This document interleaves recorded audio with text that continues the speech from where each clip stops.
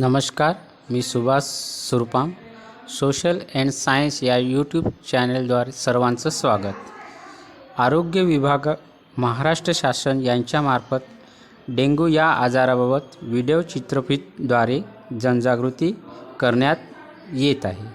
सदर video social and science या YouTube चॅनलद्वारे आपण बघूया. डेंग्यू ताप हा एक विषाणूजन्य रोग आहे. हा ताप DENV या विषाणूमुळे होतो. एडिस इजिप्टी या डासाच्या चावण्यामुळे तो प्रसारित होतो. हा एक तीव्र फ्लूसारखा आजार आहे.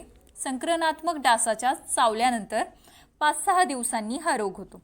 एखाद्या ठिकाणी आपण जर 7 किंवा 8 दिवसांपेक्षा जास्त स्वच्छ पाणी साठवून ठेवले तर ही मच्छर अंडे घालायला सुरुवात करतात, ज्याचं रूपांतर कालांतराने अळेमध्ये होते आणि नंतर यापासून कोश बनतात आणि शेवटी मच्छर तयार होतात, ज्यांच्या चावल्यामुळे आपल्याला डेंग्यू होतो. या आजाराची लक्षणे: तीव्रतेचा ताप, डोळे व डोकेदुखी, अंग दुखणे, अशक्तपणा, अंगावर लाल रंगाचा चट्टा येणे किंवा तीव्र स्वरूपात अंग दुखणे, म्हणून याला हाडं मोडणारा ताप असेही म्हणतात. आपण दवाखान्यांच्या बाहेर नेहमी वाचतो, गप्पी मासे पाळा व हिवताप डेंग्यू टाळा.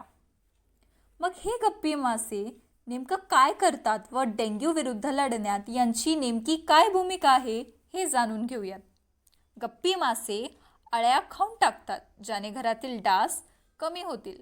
बाजारातील रासायनिक उत्पादके घेण्यापेक्षा ही स्वस्त आणि सुरक्षित उपाय आहे. गप्पी माशांना टाकीमध्ये किंवा ज्या कोणत्या पाण्याच्या ठिकाणी ठेवाल तिथे ऑक्सिजन युनिटची गरज नसते. त्यांचा आहार इतर माशांपेक्षा देखील कमी असतो. ही मासे अंडी न घालता पिल्ले देतात, म्हणून त्यांच्या जगण्याचा दर देखील जास्त असतो. सगळ्यात महत्त्वाची गोष्ट म्हणजे ही मासे आरोग्य केंद्रात व उपकेंद्रात मोफत मिळतात.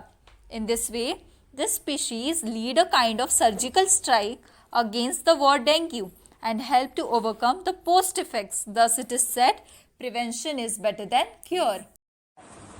असेच नवनवीन व्हिडिओ पाहण्याकरिता आजच आमच्या सोशल अँड सायन्स या यूट्यूब चॅनलला लाईक करा, शेअर करा आणि सबस्क्राईब करायला विसरू नका. भेटू पुढच्या व्हिडिओमध्ये.